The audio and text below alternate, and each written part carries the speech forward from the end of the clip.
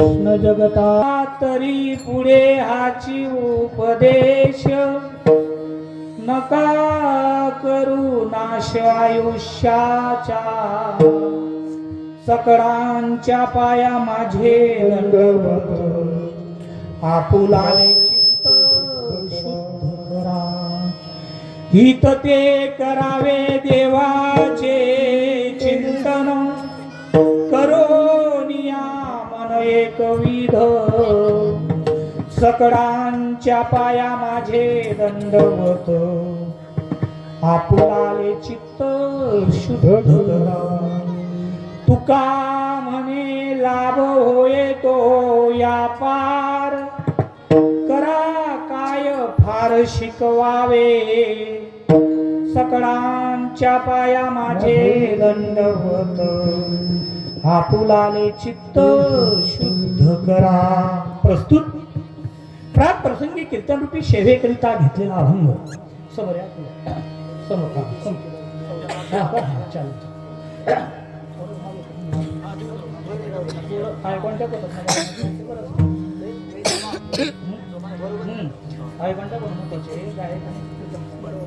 प्राक प्रसंगी कीर्तन रूपी सेवेकरिता घेतलेला अभंग ज्ञानवंत गुणवंत संत श्रेष्ठ देहू निवासी श्री तुकोबराय यांच्या चार चरणाच्या उपदेश पर प्रकरणातील अभंग आजच्या कीर्तन रूपी सेवेकरिता घेतलेला आहे. अभंगाची विस्तृत मांडणी करण्या अगोदर आजची कीर्तन रूपी सेवा किम निमित्त किम कारण हे जरी तुम्हा सर्वांना माहीत असलं तरी वक्ते या नात्याने परिहार देणं माझे गरजेचे आहे.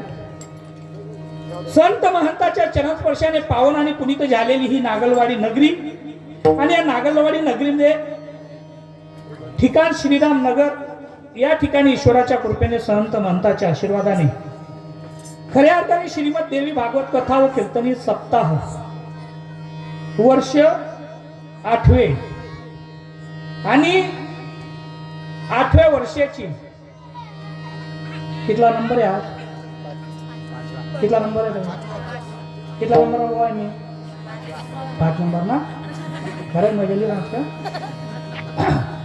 आजची 5व्या नंबरची सेवा मला आपल्या गावातील सद्भक्त खऱ्या अर्थाने हरिभक्तपरायण परवीन दादा यांच्या माध्यमातून समस्त ग्रामस्थांनी दिली आणि खऱ्या अर्थाने या ठिकाणी माझ्या येण्याच्या योगाला त्या निमित्ताने आला तरी माझ्या दैवापार नाही. खऱ्या अर्थाने या ठिकाणी दुग्ध शर्करा योग म्हणजे ज्यांच्या अमृतवाणीतून तुम्ही खऱ्या अर्थाने श्रीमद देवी भागवत कथा श्रवण करत आहात असे कथा प्रवक्ता हरिभक्तपरायण मुकेशजी माऊली पार मुलांवर भविष्यात संस्कार करणार आहेत. जोडूनी धन उत्तम व्यवहारे उदास विचारे वेचकरी संत सांगतात आणि खऱ्या अर्थाने 8 वर्षापासून तुमचे जे कमवलेलं धन आहे ते उत्तम ठिकाणी टाकतायत. मुलं आपण सुशिक्षित करतोय पण सुसंस्कृत आपल्याला मुलं करता येत नाही आणि सुसंस्कृत जर आपल्याला मुलं करायची असतील तर त्याच्यासाठी कथा कीर्तन प्रवचन हेच एक उत्कृष्ट माध्यम आहे आणि त्यामुळे ही मंडळी या ठिकाणी उभी राहिले त्यांचे सुद्धा मी मनपूर्वक आभार व्यक्त करतो आणि खऱ्या अर्थाने पूर्ण जी टीम आहे त्यांचे सुद्धा मी मनपूर्वक आभार व्यक्त करतो. खऱ्या अर्थाने या ठिकाणी सहकार्य व आशीर्वाद हरिभक्तपरायण श्री प्रभाकर माऊली प्रभुदादा बोरगावकर वनुबाई विष्णू पाटील उठण्या बसण्याचे जोपाच्या आणि उपदेश प्रकरणातील आहे. या अभंगातील संत तुकोबराय आपल्याला उपदेश करतात. संत सज्जनो आपण जो संप्रदायाच्या नियमाप्रमाणे सप्ताह करतो त्याच्यात काहीतरी पर्व असतं. या सप्त्यामध्ये काही पर्व मला दिसलं नाही. लक्ष्मण दादांना विचारलं आपल्या कथेकार माऊलींना विचारलं ते म्हणे खऱ्या अर्थाने पाहिलं तर सर्व दिवस पर्वाचेच म्हणून सर्व दिवशी सकाळी सूर्य उगवतो संध्याकाळी मावळतो सर्व दिवस पर्वाचे नव्हे ज्या दिवशी आपण देवाचे कार्य केलं तोच दिवस आपला पर्वाचा आणि ज्या ठिकाणी परब्रह्म परमेश्वर देवांचे त्या ठिकाणी कथा कीर्तन प्रवचन होतं त्या ठिकाणी त्या जागेवर देव येऊन वास करतात आणि जर देव येऊन स्वतः वास करत असतील तर तो पर्व झाला. तुम्ही म्हणाल काय प्रमाण त्या ठिकाणी ज्यावेळेला नारदांनी विचारलं भगवंताला तुम्ही कुठे राहता तेव्हा भगवंत सांगतात यत्र गायन्ति मद भक्ता तत्र तिष्ठामि नारदः. ज्या ठिकाणी माझे भक्त माझे भजन पूजन करतात त्या ठिकाणी माझे वाजत माझे भक्त जेथे नारदा मी उभा तेथे. मग जर आपल्या या ठिकाणी देव येऊन थांबले तर आपले दिवसाचेच पर्व झाले ना. पण संत सज्जन हो, तरी सुद्धा आपल्या संप्रदायाच्या नियमाप्रमाणे महिन्यातून 2 पर्व येतात. काय असतं त्याचं नाव? 15 दिवसाला एक. एकादशी कैर उपवासी व्रत एकादशी कैर उपवासी व्रत एकादशी कैर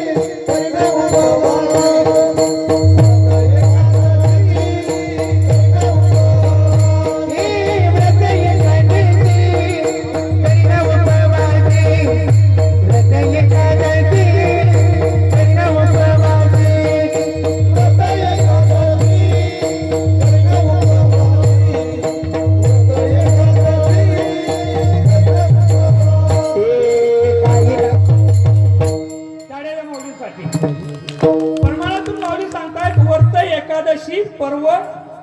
त्या दिवशी आपण काय असतो? काय असतो? तुमच्या माझ्या भाषेने आवडे की आवडे की नाही आवडे? आवडेशे ना. ते बोलणं होतं ना मला माया हो. तुम्ही अशा मारतात बघा. तुम्ही काही परक्या नाही आहेत. माझ्या आत्याचं गाव आहे. एका वेळेला ते आले असतील. आता गर्दीमध्ये काही दिसत नाही. अंजुताई म्हणून आहे. आल्यात का आत्या?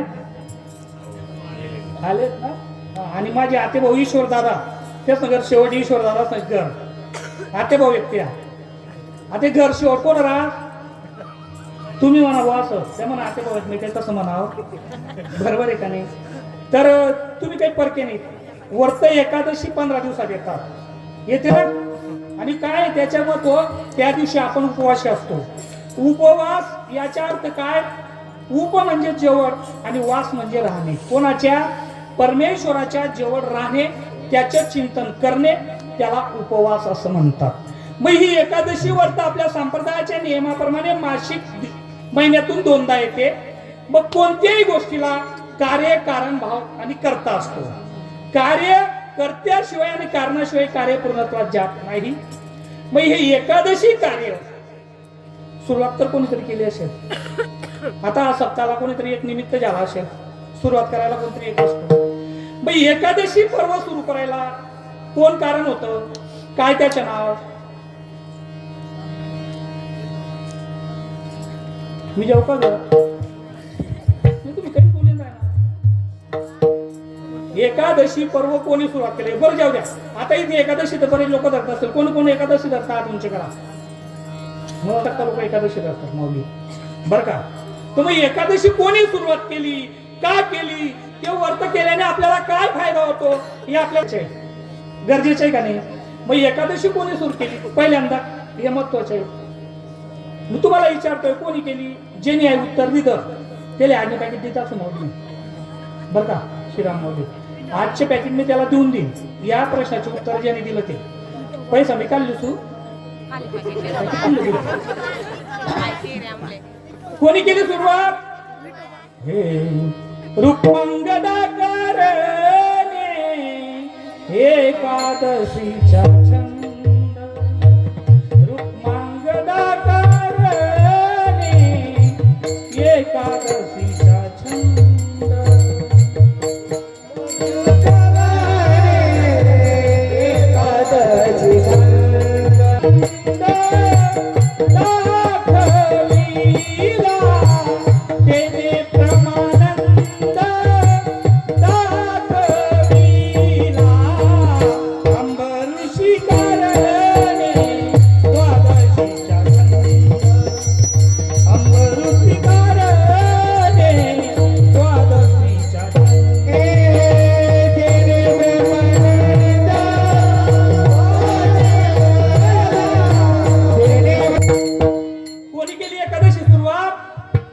रुक्मांगद राजाने.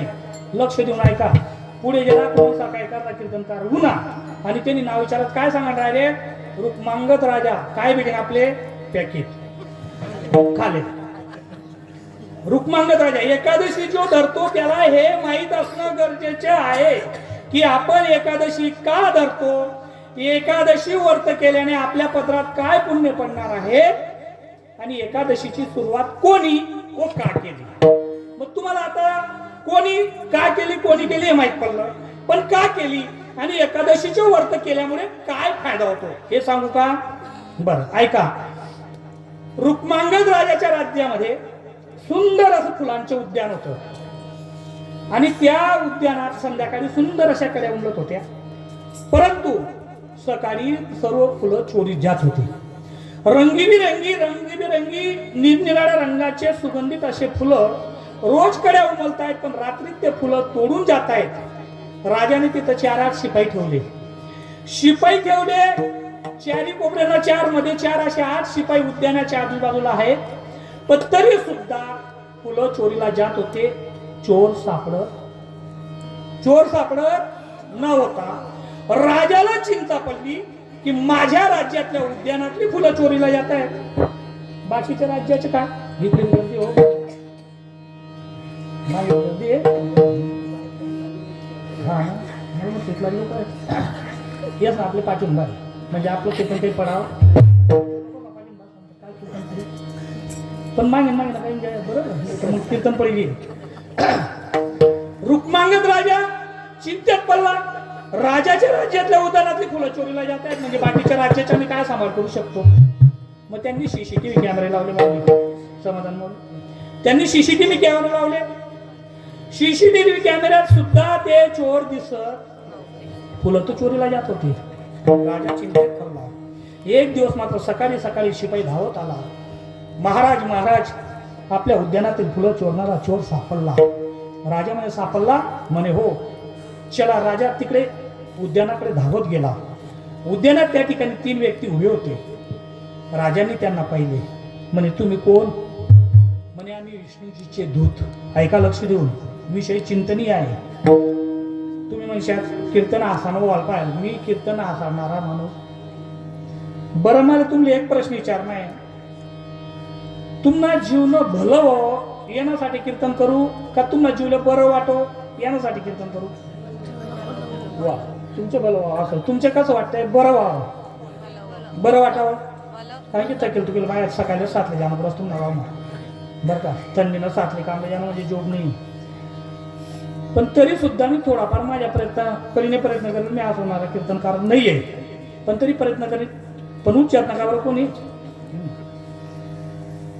तर मग राजा गेला. 3 त्या ठिकाणी विष्णूजीचे शिपाई उभे होते. म्हणे तुम्ही कोण. म्हणे आम्ही विष्णूजीचे शिपाई. म्हणे इथे कसे. म्हणे आम्ही 4 महिन्यापासून या ठिकाणी रात्रीला फुलं तोडायला येत होतो.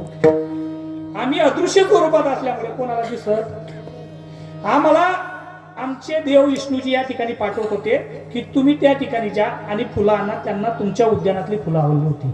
या माऊली बसा. जय माऊली. या ठिकाणी आपले कथाकार माऊलींचे आगमन झालेलं आहे. सर्वांनी त्यांचे टाळ्यांनी स्वागत करायचे. त्यांनी सांगितलं की आम्ही विष्णूजीचे दूत. या ठिकाणी आम्हाला विष्णूजींनी फुलं तोडायला पाठवलेलं आहे. आम्ही अदृश्य स्वरूपात येत होतो, पण आम्ही कोणाला दिसत नव्हतो. मग मायाबहिणी हो, तुम्ही सांगा जर चोर सापडले तर आपल्याला आनंद होईल का दुःख, राग येईल का आनंद होईल. आपला वावर पाठक चोरणारा सापडी आपली किंवा तोरणे शेंगा तोडणारा आपल्या राग येईल का आनंद होईल. मग विष्णूचे दूत रुक्मांगद राजाला सापडले. त्यांना आनंद याला असेल का दुःख राग नाही. आनंद याला, कारण की साक्षात विष्णूजींनी माझ्या उद्यानातली फुलं चोरीला घेण्यासाठी पाठवावे. अहो आपण फुलं घेऊन देवाजेवढे जातो, पण देव आपल्या जेवढी आहे आणि माझे फुलं विष्णूजी चोरून घेऊन जाताय दूताकरवी, म्हणजे माझ्यासारखं कोणी भाग्यवान नाही. मग राजा विचारतो मग तुम्ही आज कसं काय सापडले. आणि आज दशमीच्या दिवस रात्री आम्ही 12ला खाली उतरलो, फुले तोडली, पण आमचं विमान उडत नाही. पुष्पक विमान होतं ते बंद पडलं, ते काही उडत नाही.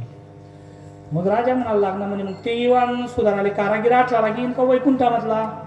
मग ते म्हणाले कारागीर वगैरे काही इथं लागणार नाही. आज दिवस एकादशीचा, आजच्या दिवशी ज्या व्यक्तीने सकाळपासून अन्नाचा कण घेतला नसेल त्या व्यक्तीने जर या इमानाला स्पर्श केला तर त्याच्या पुण्याने, एकादशी व्रताच्या पुण्याने हे इमानाला स्पर्श केला की इमान चालू होत नाही. एकादशी व्रत करण्याचे फायदे आहे का? काय होतं? विष्णूजींचे इमान सुद्धा उडवण्याची ताकद एकादशी व्रत नियमाने पाळणार, नियम बोलतोय ना, नियमाने पाळलं तर इतकी ताकद येते. नाही तर तुम्ही बरेच आपण हात लावतो पण उडत का बनी? आपण नियम मानतो. आपण नियमात असू तर निश्चित इमान उडेल. मग राजा म्हणाला वेळ झाली 10ची. सकाळपासून कोणी काहीतरी खाऊन घेतलेलं असेल. म्हणे शिपायांना सांगितलं गावात पा कोणी सकाळच्या निराहार असेल तर, उपाशी असेल तर त्याला इथं आणा. तोपर्यंत एकादशी व्रत नव्हतं. त्याला इथं आणा. त्याच्या स्पर्शाने इमान उडलं म्हणजे माझ्या वैकुंठात इज्जत राहील. नाही तर वैकुंठाची विष्णूजी म्हणतील की रुक्मांगद राजाच्या राज्यामध्ये एकही व्यक्तीने उपवास करावा नाही एकादशीच्या. काय करावं लागेल? मग राजा म्हटले तुम्ही 3 लोक जा आणि पूर्ण गावागावामध्ये दौंडी द्या. तेवढ्यात एक शिपाई म्हणून सारखा आगाऊ होता. म्हणे महाराज 10 वाजी घ्या. हात लावून कोण भुक्या राव आहे? कोणी उपमा बनायशी खादा होईल, कोणी पोहे बनायशी खादा होईल, कोणी खमण बनायशी खादा होईल, कोणी रात्रीसनी भाशी खिचडी तैशी खादी होईल. मालिनी वाटत कोणी राहिलं. राजा म्हणे मी जेवढं सांगतो तेवढं करा. गावात ज्या चौकात जाऊन दौंडी पिटवा. 1 वाजणारा आणि 2 आरोड्या मारण्याला त्या ठिकाणी गेले. वाजणाऱ्यांनी वाजलं आणि तो दौंडी देणारा म्हणतोय ऐका हो ऐका, आपल्या गावामध्ये विष्णूजींचे इमान राजाच्या उद्यानात बंद पडलेला आहे. आज एकादशी व्रत. जो कोणी व्यक्ती आजच्या दिवशी सकाळपासून निराहार असेल त्याने त्या उद्यानात येऊन त्या इमानाला स्पर्श केला तर इमान उडायला लागेल आणि राजा त्याला 5 गावाची वतनदारी देईल. हो,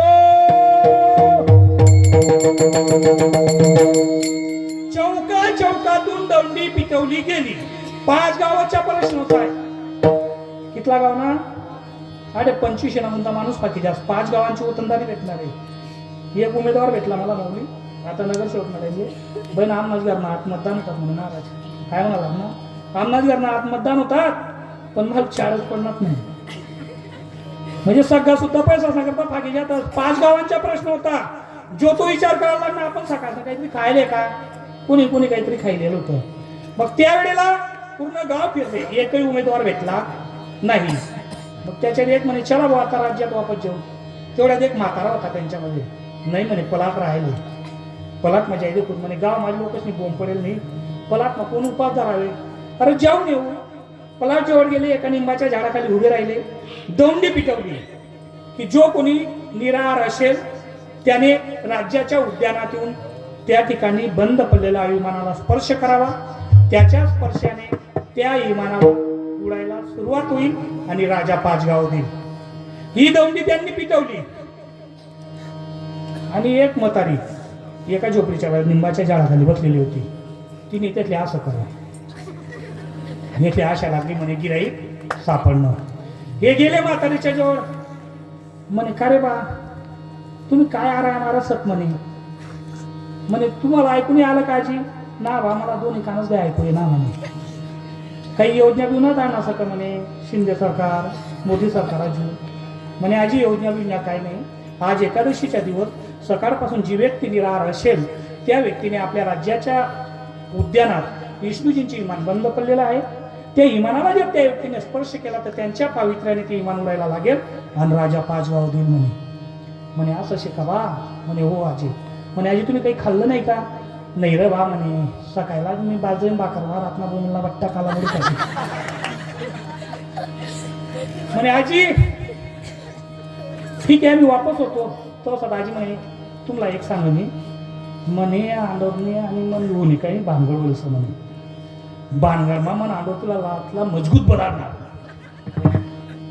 आणि ती रागे सकाळी जपेलं. तिने पाणीला गोड बी पेल ना म्हणे. यांना अशा लागली की आपलं काम होतंय. मग हे बाहेरून ताई ओ ताई झोपडीच्या बाहेर उभा राहून आरव्या मारतायत. आता ताई झोपली होती का 10 वाजेपर्यंत? नाही. ताईने झोपेचं सोंग घेतलेलं होतं. सज्जन हो, जीवन जगत असताना जे खऱ्या अर्थाने झोपले त्यांना उठवता येतं, पण ज्यांनी झोपेचं सोंग घेतलंय त्यांना उठवता ये. मग ताईने सोंग घेतलेलं होतं, ताई काही उठत नव्हती. मग तेच ना मग जो म्हातारा होता तो झोपली मागूस ना, आणि ताईला आला म्हणे ताई उठा म्हणे. ताईला संतापू ना चेटतला मध्ये जायचं म्हणे, रात्र तो बाऱ्या मला दुनियावर ना मारणार म्हणे, आणि तुम्ही काय मला किरावत नाही, मी नाही येणार म्हणे तुम्हाला. हे बिचारे नाराज झाले, बाहेर आले. म्हणे आजी तुम्ही ऐकत नाही म्हणे, भाऊ ती येईन म्हणे तुम्हाला बरोबर, पण तुम्हाला काय करणार पडेल म्हणा, पुऱ्या का ना दाज गुन्हावर मग थोडस म्हणे. तरी त्याला भैया तो हायत्यान बरोबर बरी हे निघाले गेले दाजबुच्यावर. हा ऊस तोडत होता आणि का रे काय ऊस तोडतो इकडे आला तो. म्हणे काय काय झालं दादा. अरे म्हणे कशाला ऊस तोडतो, तुझी अवदस्ता गेली म्हणे. म्हणजे का बरं. म्हणे राजाच्या राज्यामध्ये विष्णूजींचे इमान बंद पडलेलं आहे. त्या इमानाला जर कोणी स्पर्श केला, ज्याच्या सकाळपासून उपवास असेल त्याच्या पवित्र्याने ते इमान उडायला लागतं, आणि 5 गावं राजा त्याला वतनदारी देणे देतो म्हणे. हो म्हणे तुम्हाला कोणता वाड्या सांगणार असं की मी उपाशीच आहे. मी पण महिनाबरोबरच सकाळला मला वाटतं ना कालामुडी खायली ना म्हणे, मी पण मुक्या ना म्हणे. मग हा म्हणालाय म्हणे तू नाही रे, पण तुझी पत्नी सकाळपासून झोपलेली आहे, तिने अन्नाच्या पाण्याचा थेंब सुद्धा घेतला नाही म्हणे. मग तू आमच्या सोबत चल, तिला घेऊन चल उद्यानात, तुला 5 गावाची वतनदारी भेटते. हा आला, हे पुढे चालतायत तिघ, त्यांच्या मागे हा दादा चालतोय. कोयता होता त्या नातमान असं लांब पोकत देखत त्यांनी निम्न तोडायला लागल्या. या पुढे या म्हणे अवकता काय पण म्हणे काय दादा चालत नाही म्हणे दादा तुम्हाला समजाव ना, त्याशी उठाव ना. आई तिला उठावा चालेल, मी बारदान तयार करत आहे. त्याने असं बारीक पोटकं तोडलं, सवरलं, आला घरी. बाई तू नाराय मारी काय काय गोकारा दे बाई म्हणे तुला ऐकू ये ना का म्हणे काही पुसला नका, रातला दुनियाभर ना मारणार सर, मी तुम्हाला बरोबर कोठे जेवणा. याने माऊली उपटला दंडा, जोराचा जोर मुक्तावला तुम्ही बाजी उपटा. याने उपटला दंडा, जसा याने दंडा उपटला तशी रात्रीचा विचार करा. हा तेच गाय याने इथला दुकाडेल म्हणे, हो दंडा गाय काम मोड दिन. उठली बाई, बाई पुढे, बाईच्या मागे तिचा पती आणि त्यांच्या मागे हे 3 शिपाई. ही फौज निघाली राजाच्या उद्यानात. आले उद्यानात, हिने ते इमान पाहिलं. आता आपल्याला इमान दिसतं, आपल्याला हवे पुरताना आता इमान दिसतात, तेव्हा इमान दिसत नव्हते. हिने ते इमान पाहिलं, ते इमानीने कधी पाहिलेलं नव्हतं. तिथं गेल्यानंतर तिच्या पती म्हणतोय लावाय म्हणे हात. हिने पाहिलं, इमानीने इशारा केला, हाऊ बाळ्याना रात्री सारा आग निघेल नाही म्हणे अजून. हाऊ मला आई मशीनला चिटकायशील माराना मागेस म्हणे, मी काय हात लावा. हाऊ म्हणतोय लावे हात, आई म्हणे मी लावा ना.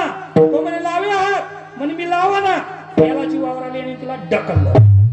जसं ढकललं तसं इमानाला टेकली गेली आणि तिच्या पातीवर त्यामुळे ते इमान सुरू झालं. राजाला आनंद झाला, म्हणे या माऊलीमुळे आज माझी इज्जत वैकुंठात राखली गेली. ही जर उपाशी राहिली नसती तर विष्णूजी म्हटले असते की एकादशीच्या दिवशी रुक्मांगद राजाच्या राज्यामध्ये एकाने उपास करावा नाही. राजाला खूप आनंद झाला, इमान निघून गेलं. राजाने त्या ठिकाणी 5 गावाची वतनदारी त्या बाईला लिहून दिली आणि राजाने प्रधानाला सांगितलं की या माय माऊलीमुळे माझी इज्जत राखली गेली. 5 गाव तर दिलेच, पण या माय माऊलीची पूर्ण गावातून मिरवणूक करायची. ढोल ताशे नगारे मुर्दुम जे असतील वाद्य ते वाद्य पुढे वाजायला, आणि एक उंच रथात सजवला आणि रथावर त्या माय माऊलीला बसवलं. बसली ती, रात्रीची बुकी राहिली होती बिचारी, पण तिला आनंद करण्यात नव्हता. एक मनासारखा जो आगा औषध पाहिजे होता तो राजाला सांगे म्हणे राजे साहेब ही माय माऊली उपाशी राहायला, ती स्वतः कारणीभूत नाही, तिच्या पती कारणीभूत आहे म्हणे. का बरं म्हणे त्याने मारलं होतं म्हणून मी उपाशी होतो म्हणे. त्यालाही बसवा. याला वरती रथावर चढवला, रथावर बसला तरी बी त्या गुच्चू बसेनी. ती काय म्हणे बसिल्या म्हणे पटकींना जीवर तुम्हाला कडे रथावर बसायला भेटतं म्हणे. मी उपाशी रात्र राहिलो सर म्हणून तुम्हाला बी रथावर बसायला भेटणं म्हणे. म्हणे नको शांतपणा शिकारू ये, रातला मी तुला बदाडतो ना, तू सकाळला गोमिलनं बट्ट कुताल मनामुळे तू उपास येस म्हणे. तिथं सुद्धा ते गुच्चू बसले. पूर्ण नगरीमधून मिरवणूक आली. मिरवणूक आल्यानंतर ते उतरले, ते घरी गेले. राजांनी दरबार भरवला आणि सांगितलं, आजपासून जी 15 दिवसाची एकादशी येते, त्या एकादशीच्या दिवशी ज्याने उपवास पाळला नाही, ज्याने उपवास धरला नाही, त्याला फाशीची सजा होईल. काय सांगितलं राजाने? त्याला फाशीची.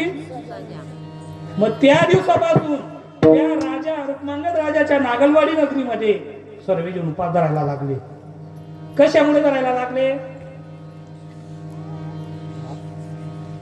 माय बोलत बी ना तुम्ही तर. कशामुळे धरायला लागले? उपवास धरला नाही तर राजा फाशी देईल. मग मला सांगा, उपासाचे नियम सांगितले की उपासाच्या दिवशी अन्नाच्या कण द्वादशी आपल्या एकादशीच्या नाही, दशमीच्या रात्री 12 वाजेपासून तर एकादशीच्या रात्री 12 वाजेपर्यंत अन्नाच्या कण खायच्या नाही. म्हणून माऊली तुम्ही आपण रात्री कलाकार दशमीच्या दिवशी कीर्तन आपटल्यानंतर थोडाफार मुरमारा मारील येतो. तुम्ही नाही का? नाही, मी मारले मला मुख्य. तर 24 घंटे उपाशी राहावं लागतं असा नियम पाळला.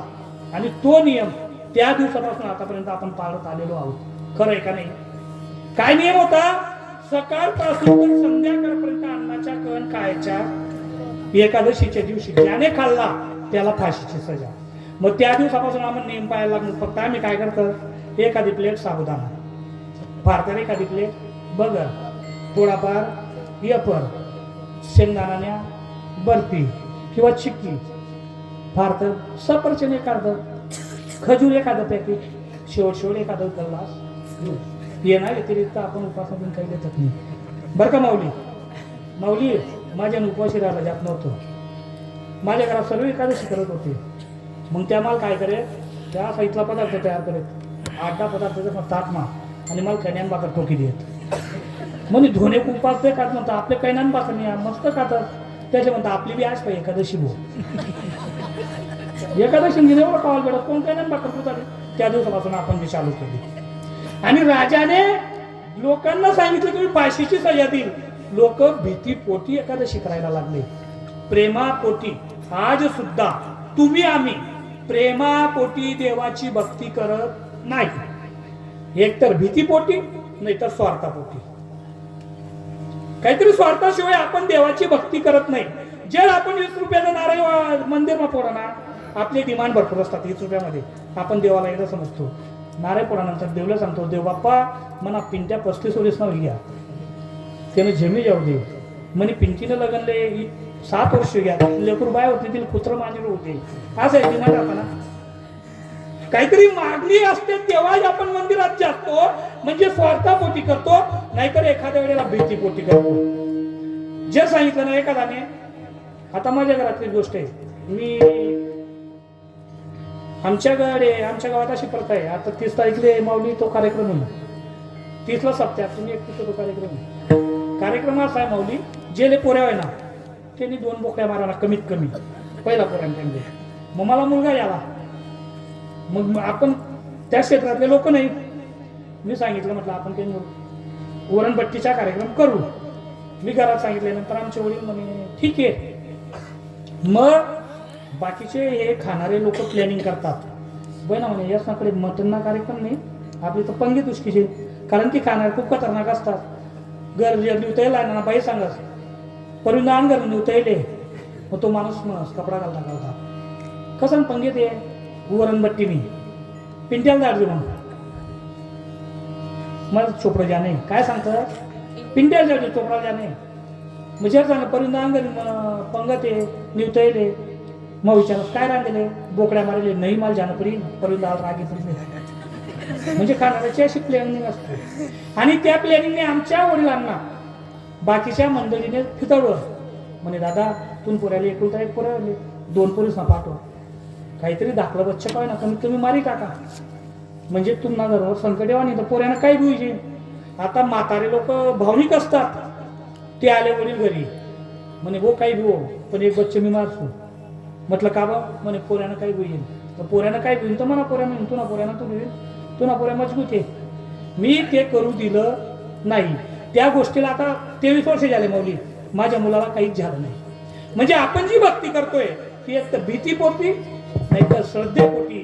संत सज्जन हो, तुम्हा आम्हाला ज्ञान देण्यासाठी श्री कृष्ण भगवंत द्वापार युगामध्ये आजच्या 4,500-5,000 वर्षापूर्वी 4,500-5,000 वर्षापूर्वी ते आले आणि त्यांनी आपल्याला ज्ञान व्हावं म्हणून गीता ग्रंथ दिला. कधी उघडली का आपण गीता? गीता कोणाच्या धर्मग्रंथ आहे? मुसलमानच ना? आपला आहे ना? उघडून पाहिला का आपण? नाही. मग त्यावेळेला आजच्या 800 वर्षापूर्वी माझ्या ज्ञानेश्वर माऊलींना वाटलं की सर्वसाधारण लोकांना संस्कृत श्लोक समजावा नसावा म्हणून त्यांनी त्यांचे ट्रान्सलेशन केलं. गीता अलंकार सुंदर असं प्रमाण दिलंय माऊलीने. गीता अलंकार नाम ज्ञानेश्वरी. गीता हा सोन्याचा घोडा होता. ऐका, कशाचा घोडा होता? सोन्याच्या 5 किलोचा घोडा. एखाद्या आईला सांगितलं की तू गळ्यात बांधून घे बाई, बांधीन का माय माऊली?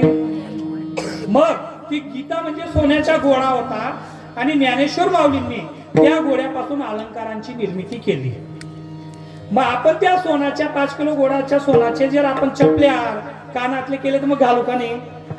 म्हणजे ते आपल्याला सुशोभित दिसतील. मग गीता हा संस्कृत मध्ये म्हणजे सोन्याचा घोडा होता आणि त्याचे अलंकार रूपी ओव्या आमच्या ज्ञानेश्वर माऊलीने तुम्हा आम्हाला समजाव्या म्हणून आजच्या 800 वर्षापूर्वी म्हणजे 12व्या शतकात ज्ञानेश्वरी आम्हा तुम्हासाठी दिली. पण संत सज्जन हो, ती ज्ञानेश्वरी तरी आपण उठून पाहिली का? ज्ञानेश्वरी बद्दल काय म्हणतात माऊली? ज्ञानदेव म्हणे ग्रंथ ज्ञानदेवी एक तरी ओवी एक तरी ओवी अनुभव. ज्ञानेश्वरीची एकतरी ओवी आपण जीवनात अनुभवावी म्हणजे उतरवावी. 12व्या शतकात म्हणजे 800 वर्षापूर्वी त्यांच्या समकालीन बरेच संत झाले. सर्वज्ञ श्री चक्रधर स्वामींनी त्यावेळेला सूत्रपाठासारखा ग्रंथ तुम्हाला आम्हाला दिला. नव्हे त्यावेळेला मराठीचा आद्य ग्रंथ लीला चरित्र 800 वर्षापूर्वी झाला. तर ती एक लीला सुद्धा आपण आठवली नाही आणि एक ज्ञानेश्वरीची ओवी सुद्धा आपण आठवली नाही. मग 16व्या शतकात आजच्या 400 वर्षापूर्वी माझ्या संत तुकोबारायाला बुडते हे जन न देखावे डोळा म्हणून कळवळा येत असे. त्यामुळे त्यांना कळवळा आला. त्यांनी विचार केला ज्ञानेश्वर माऊलींनी संस्कृत श्लोक प्राकृत मध्ये केले. एखाद्या वेळेला या समाजाला प्राकृत समजत नसावं म्हणून शुद्ध मराठीमध्ये लोकांच्या माथा ठिकाणावर यावा म्हणून 4,500 अभंगाच्या गाथा माझ्या तुकोबारायांनी निर्माण केला. पण तो तुकोबारायांनी निर्माण केलेला गाथा तो सुद्धा आज आम्ही हिंदू लोकांनी उघडून पाहिला नाही. आणि त्यावेळेला आजच्या घडीला संत तुकोबारायांना वाटलं की 400 वर्षापूर्वी दिलेला गाथा हे उघडून पाहत नाही म्हणून तुकोबारायांना त्या ठिकाणी मनस्ताप झाला. लोकांना त्यांनी उपदेशून सांगितला तो अभंग आणि त्या अभंगाचं पहिलं चरण. हे आता तरी पुढे आठवू पण आता तरी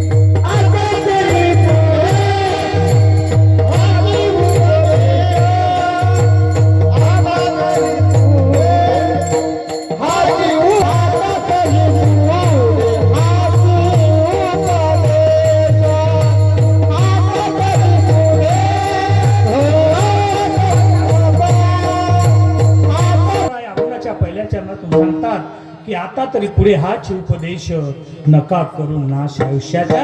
संत सज्जनो, आतापर्यंत तुम्ही अनेक सृष्टीमध्ये जन्म घेतला. या सृष्टीमध्ये सुद्धा अनेक जन्म घेतले परंतु खाया पिया सुखशे सोया नाहक जमाना गया असे अनंत जन्म तुम्ही संसारात घातले. पण आता काय करा? आता तुम्हाला हाच उपदेश आहे की हे आयुष्य जे तुम्हाला प्राप्त झालं ना त्याच्याकडून खऱ्या अर्थाने त्या परमेश्वराची प्राप्ती करा. त्या ठिकाणी आपण अभंगाच्याच नव्हे एका चरणाच्याच नव्हे एकेका शब्दाचा विचार करणार आहोत. संत सज्जनो, पहिले आता तरी पुढे या 3 शब्दातून भविष्यकाळ वर्तमान काळ आणि भूतकाळ दर्शवतात. बाळांनो, आता म्हणजे कोणता काळ आहे रे? आता हा कोणता काळ दर्शवतो? आता म्हटलं म्हणजे कोणता काळ आहे? वा, टाळ्या द्या दादांसाठी बरं का, हुशार मुलं आहेत नागलवाडीची. आता म्हणजे वर्तमान काळ, पुढे म्हणजे भविष्य काळ, आणि तरी म्हणजे भूतकाळ. हुशार मुलं आहेत बघा. आता हा वर्तमान काळ आहे, पुढे हा भविष्य काळ आहे, तरी हा भूतकाळ आहे. आता तरी हा भूतकाळ कसा?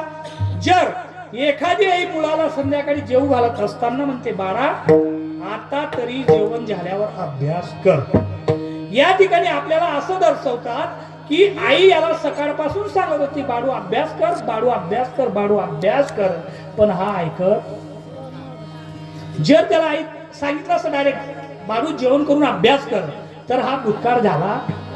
तरी हा शब्द सांगतोय की आई त्याला मगापासून सांगत होती, पण हा आईच्या ऐकत नव्हता. म्हणजे तसेच संत आपल्याला मगापासून सांगत आले, पण आपण त्यांचे ऐकलं नाही. म्हणून तुकोबारायांना या अभंगाच्या पहिल्या चरणात तरी हा शब्द वापरावा लागला. मग भविष्य काळात, वर्तमान काळात आणि भूतकाळापासून आपल्याला संत सांगत आले, आणि ते म्हणतायत की तुम्हाला मी उपदेश करतो. उपदेश म्हणजे काय? एकाने दुसऱ्याला सांगणं. बरं सज्जन हो, ज्ञानी हा अज्ञानाला उपदेश करतो, बरोबर आहे का नाही? अज्ञानी ज्ञानाला करतो का? अज्ञानी ज्ञानाला करत, पण अज्ञानी सुद्धा ज्ञानाला उपदेश करतो, आणि तत्ववेत्ता हा ज्ञानीला उपदेश करतो. आता तुम्ही म्हणाल, बाबाजी आम्हाला हे समजलं की ज्ञानी अज्ञानाला उपदेश करतो. बर का, ऐका, ज्ञानी अज्ञानाला उपदेश करतो हे आम्हाला समजतं, पण अज्ञानी ज्ञानाला कसा उपदेश करू शकेल? दुसरा मुद्दा, आणि ज्ञानाला तत्ववेत्ता कसा उपदेश करेल, त्याच्यावर आपण चिंतन करूया. ज्ञानी तर तुम्ही सर्व ओळखतात, जे ज्ञानी ते अज्ञानाला उपदेश करतात. आता या ठिकाणी माऊली तुम्हाला रोज उपदेश करतायत, ज्ञानी पात्र तुम्हाला उपदेश करतायत, म्हणजे आपण त्या क्षेत्रातले ज्ञानी नाही, अज्ञानी. तुम्ही म्हणाल मामी अज्ञानी बाबा ज्ञानी आहेत का? पण परमार्थिक क्षेत्रामध्ये त्यांनी जी तपश्चर्या केली, त्यांनी जे ज्ञान प्राप्त केलं, आपण असे ठावे ते जगाशी सांगावे या न्यायाने ते तुम्हाला सांगतायत, आणि तुम्ही गोडीने ऐकतायत. म्हणजे ज्ञानी हा त्या ठिकाणी अज्ञानाला उपदेश करतोय, पहिला मुद्दा. दुसरा मुद्दा म्हणजे अज्ञानी हा ज्ञानाला उपदेश करतो. तुम्ही म्हणाल बाबा हे आमच्या डोक्यात बसत नाही, अज्ञानी सुद्धा कुठे कुठे ज्ञानी व्यक्तीला उपदेश करतो. उदाहरणार्थ, एका ठिकाणी काय झालं, एका कंपनीमध्ये 5 इंजिनियरांनी एक गाडी लॉन्च केली, गाडी उत्कृष्ट बनवली त्यांनी. पण ज्या वेळेला त्या कंपनीमधून त्यांना गाडी काढायची होती, त्यावेळेला ती गेटजवळ गाडी आली, तेव्हा त्यांच्या लक्षात आलं की गेटच्या उंचीपेक्षा गाडीची उंची 4 इंचाने मोठी होती, आणि त्या कंपनीचे गेट म्हणजे भरभक्कम मजबूत होतं, ते काही तोटाही येणार नव्हतं. मग ते विचार करू लागले की गाडी बाहेर कशी काय काढायची कंपनीच्या. कशावर बोलतोय मी? अज्ञानी ज्ञानाला उपदेश करतोय. मग त्यावेळेला प्रत्येक 5 इंजिनियरांमधून प्रत्येक जण त्याचे डोकं चालवत होता. एक म्हणत होता आपण वरच्या 5 इंचाच्या भाग कापून घेऊ म्हणे, आणि बाहेर काढून त्याला वेल्डिंग करून बनवून घेऊ. दुसरा म्हणतोय नाही म्हणे, आपली गाडीची क्वालिटी खराब होईल. एक म्हणतोय मग असं दाबून घेऊ का, आणि मग नंतर नीट करू, कधीच चालणार नाही. मग ते अशी चर्चा करत होते. तेवढ्यात तिथे वॉचमॅन होता. आता ते गावाची जी कंपनी होती ती नागलवाडी गावात होती, आणि तिथला जो वॉचमॅन होता तो वैजापूरचा होता. मग वॉचमॅन तिथं बसलेला होता. मग त्याने पाहिलं यांची गाडी यांना काढायची, पण यांच्याकडून निघत नाही. मला समजतंय की कसं काय काढावं. आता मला सांगा, ज्यांनी 22 वर्ष घातले, की इंजिनियर हुशार का 10वी शिकलेला वॉचमॅन हुशार? इंजिनियर लोक हुशार. मग त्या इंजिनियरांना आज शिकवतोय, म्हणजे दादा तुम्ही असं टेन्शन ना काय बसऱ्या, मग तू जायला बघून तुला काम कर, आणि लोक शिकरा. मी काय बसणार तुझे, तुम्ही मुशे बताडत सही त्या कितला का मोठा आहे ना, तुम्ही नाही भाषा करतास. आता मी कीर्तनकार आहे माऊली, शेतात जर गेलो ना, आमचे पावरी कामगडी खरं भो कुठे होतं कीर्तन, खरे तू एकला इंजा सामले बिली चालत जाय ना, त्यांची ती भाषा असते. मग ते त्याला म्हणतायत इंजिनियरांना, म्हणतो अरे दादा मिशे बताडतं सही, तुमची समस्या बाकी मी नीट कर नाक्षे. ते म्हणतात जय रे म्हणे आम्हाला कशाला शिकायचं, तू कथा 10वी पास, आणि कथा थोडा शाना जो राहत ना, थोडा शाना तेल 1.5 शाना म्हणतात आपली भाषा. तो कोण ऐकत, आणि जो समजदार आहे तो कथाच नाही ऐकत. जो ऐकत नाही तो समजले 1.5 शाना ते नांदे लागो. मग त्या मग त्या तसा होतात, म्हणजे तू आमले शिकार शिका, तू पावऱ्या 10वी शिकेल, आम्ही एवढला इंजिनियर, आम्हाला काही इंजिनियर नाही.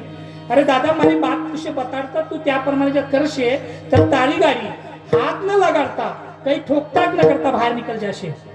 मग त्याच्यात एक समजदार होता पाछांमधून म्हणे ऐकून घ्या तो काय म्हणतो तो. म्हणे कस काय निघेल सांगतो रे. जे काय करणे लागशे जी एक आकाडी लिहायचे आकाडी लिहिन पोला पैयामधली हवा आकाडी टोची टोचीन काढल्याचे चारी पैयामधली हवा निकाललीश की हवा निकल जाशे तो गाडी अशी खाली बच जाशे 4 इंच आणि 6 इंच खाली बच जाशे. तुमरी गाडी बाहेर निकाल जे आणि पछे हवा मारले जे तुमरी गाडी भी वाढ असे आणि तुमरी गाडी भी बाहेर निकल जाशे. अज्ञानी सुद्धा ज्ञानाला उपदेश करतो. जाऊ द्या तिकडे पावऱ्या. आपल्याकडे मोबाईल आहेत 50,000 1 लाखापर्यंतचे मोबाईल आहेत. त्यांचे फंक्शन आपल्याला जास्त समजतात का आपल्या मुलांना जास्त समजतात. आपण त्याचे सांगतो दे प्रभू आई काय आमल्याची कारण. अज्ञानी ज्ञानाला उपदेश करू शकतो. ज्ञानी अज्ञानाला करतो. अज्ञानी सुद्धा ज्ञानाला करतो. आणि तत्व येता हा ज्ञानीला उपदेश करतो. तुम्ही म्हणाल तत्व येता कोण आणि ज्ञानी कोण. अर्जुन हा अज्ञानी होता का ज्ञानी होता. ऐका अर्जुन हा ज्ञानी होता का अज्ञानी होता. बैमन भाषा समजेना रे बोन आगलवाडीवाला असली काहीच प्रतिक्रिया नाही. महाराज कोणत्या भाषेमध्ये करता तुम्ही कथा. भय मंडळी कार्यकर्ते म्हणे ते आमच्या गाडी उभे ना तिथपर्यंत गर्दी असते म्हणे. म्हणजे निश्चित महाराज यांची भाषा त्यांना समजते उमजते. म्हणे भाषा समजेन नाही. मी विचारतोय अर्जुन आता पहिला प्रश्न म्हणजे अर्जुन कोण होता ते आपले माहित नाही. तुम्ही म्हणशात होता आमना गावाला अर्जुन विचारा ना का काय. द्वापार युगामध्ये जे कुंतीचे 5 पुत्र होते त्याच्यातला जो अर्जुन होता तो ज्ञानी होता का अज्ञानी होता. ज्ञानी होता. असं बोलत चालत राहा जल्दी कीर्तनावर नाही आपलं. तो ज्ञानी होता आणि कृष्ण भगवान तत्व एकता होते. मग देवाने कोणाला ज्ञान सांगितलं अर्जुनाला 4 वेद 6 शास्त्र 18 पुराण 52 उपनिषद सर्व अर्जुनाला अभ्यासलेले होते. तरी सुद्धा अर्जुन मोहित झाला. आपलं जाऊ दे आपला पंत उजळणीनं पुस्तक आपण पुरा अभ्यास नाही तरी आम्ही म्हणतो अर्जुनपेक्षा नाही देवपेक्षा आम्ही मोठा आहे. काय करीन तो बाबा भागवत आहे तर मला बी माहित होतं. हाय आपली तिथे बर का. म्हणजे अर्जुन एवढा ज्ञानी तो सुद्धा मोहित झाला. सज्जनो तुम्ही आम्ही कुठे लागतोय. त्यावेळेला त्याने अर्जुनाने बाण खाली ठेवून दिला. कुठे रणांगणावर धर्मक्षेत्र कुरुक्षेत्र समवेता मामका पांडवा चैव किम कुर्वत संजय. धृतराष्ट्र संजयाला विचारतो माझ्या आणि पांडवांच्या मुलांमध्ये काय चाललंय. त्यावेळेला त्यांनी पाहिलं दिव्य दृष्टी दिली होती संजयाला व्यासांनी. संजयाने पाहिलं आणि अर्जुन देवाला सांगतोय अर्जुनाच्या सारथी कोण. अर्जुना सारथी कोण होता श्रीकृष्ण भगवान. महाभारत तुम्ही चित्रात पाहिलेलं असेल. देवालाच मागितलं होतं अर्जुनाने. ऐका दुर्योधन आणि अर्जुन हे दोघं नातलग होते देवाचे. आणि देवाने सांगितलं बघा मी 2 हिस्से देतो. एक हिस्सा पांडव घेतील एक हिस्सा कौरव घेतील. फायनल झालं. सकाळी हे गेले ज्या ठिकाणी देव झोपलेले होते त्यांच्या पायथ्याला जाऊन अर्जुन बसला आणि उश्याला जाऊन दुर्योधन बसला. देवाला जाग आली. देवले कोण देखील पहिले पायथ्याच्या वरचा दिसला अर्जुन. म्हणे तुला काय हवंय नारायणी सेना कमी. तो सब दुर्योधन म्हणे नाही मी पहिले म्हणे तू माग. म्हणे मला नारायणी सेना हवी. कारण की तत्व असं होतं 2 भाग केले देवाने. एकीकडे नारायणी सेना आणि एकीकडे मी ज्याच्याकडे जाईल त्याच्याकडे हातात शस्त्र धरणार नाही. 4 गोष्टी फक्त युक्तीच्या सांगेल. दुर्योधन हुशार होता म्हणे अवधी कामाली सेनेला आपण काय करा ना एक लागेल. चतुर्दळ नारायण सेना त्यांनी मागून घेतली. मग तो सेना घेऊन निघाला. मग देव म्हणे अर्जुनले म्हणे तुला काय पाहिजे. तू उरेलच काय मला तुम्ही पाहिजे. आणि ज्याने देवाला घेतलं त्याला जीवनात काही कुठे मागण्याची गरज. त्याने देवाला मागून घेतलं पण त्यांचं नातं होतं साल्या पाहुण्याचं. मग देवाने त्याची मजा घेण्याचे ठरवलं. कोणाची अर्जुनाची. आणि देवाने त्याला एक प्रश्न विचारला हार तेरी निश्चित है. कोणाला म्हणतोय देव अर्जुनाला. हार तेरी निश्चित है हर दम रहे उदास. हार तेरी निश्चित है हर दम रहे उदास. अरे माखन ले गया दुर्योधन खाली साच बच्ची है तेरे पास. काय म्हणतोय देव तू निश्चित हारणार आहे कारण की जे युद्धातलं मार्ग होतं ते नारायणी सेना दुर्योधन घेऊन गेला. आता तुझ्याकडे फक्त ताक वाचलंय तो म्हणजे पण भक्त भक्त असतो.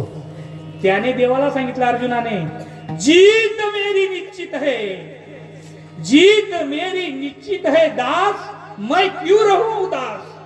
जीत मेरी निश्चित है दास, मैं क्यों रहूं उदास. अरे माखन लेकर काय करूं, जो माखन चोर है मेरे पास.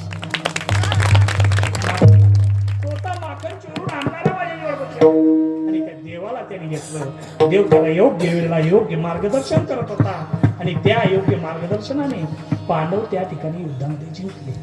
आणि मग त्यावेळेला युद्धाकडे संजय पाहतोय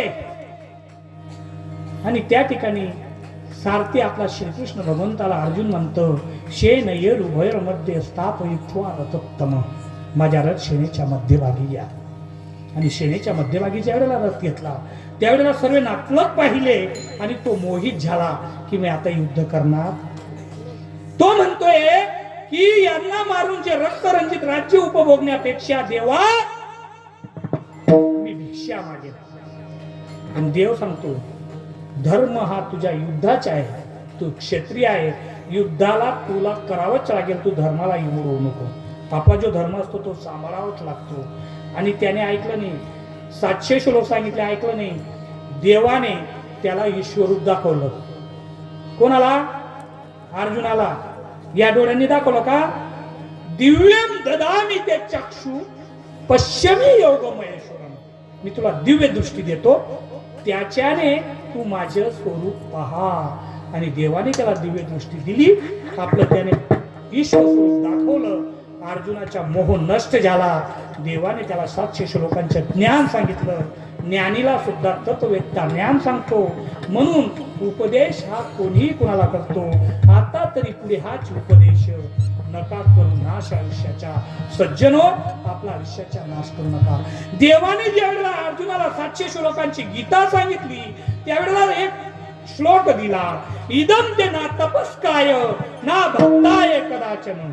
अर्जुना, जो माझ्या तपस्वी नाही, जो माझ्या भक्त नाही, त्याला हे ज्ञान सांगू नको. ज्ञान कोणाला सांगावं? जो अधिकारी त्याला. देवाने गीता सांगितली अर्जुनाला आणि भागवत कोणाला सांगितलं? अर्जुनाचे 2 निश्चिम भक्त होते. आपल्या देवाचे 2 निश्चिम भक्त होते द्वापार युगात. भक्त तर भरपूर होते पण निश्चिम भक्त त्याच्यातला एक अर्जुन आहे का रे. त्याच्यातला तू करत हो कीर्तन, तू बी अशी कीर्तनकार बर का. खऱ्या अर्थाने ज्या ठिकाणी ज्ञान देणारा ज्ञानी अर्जुन, ऐकणारे अर्जुनासारखे म्हणजे तुमच्यासारखे असले आणि ज्ञान सांगणारे महाराजांसारखे श्रीकृष्ण भगवंतासारखे असले तर तिथं काही मोठी गोष्ट कीर्तनकार होणे या गावात बरं का. फक्त आपण ऐकणं गरजेचे आहे. दिसता 2 तास पास करणं याला महत्व नाही. आणि मग 2 भक्त होते, एक अर्जुन आणि एक उद्धव देव. आणि उद्धव देवाला देवाने काय सांगितलं? भागवत. आणि ज्या वेळेला उद्धव देवाला भागवत दिलं तेव्हा एक टीप दिली. श्रीकृष्ण बोले, उद्धव देवा हा ज्ञान रत्नाचा ठेवा, भलत्या हातीनं द्यावा अधिकारीला. ज्याला अधिकार आहे त्यालाच हे ज्ञान सांग. उद्धव आणि अर्जुन हे खरे भक्त होते. या ठिकाणी थोडा विचार करू, चिंतन करू. गीता ही देवाने अर्जुनालाच का सांगितली? 5 भावांमधून. परत तिकडे माता कुंती आत्या होती, त्यांना का नाही सांगितली? त्यांची आई देवकी होती, तिला का नाही सांगितली? वसुदेवाला का नाही सांगितली? माता यशोदाला का नाही सांगितली?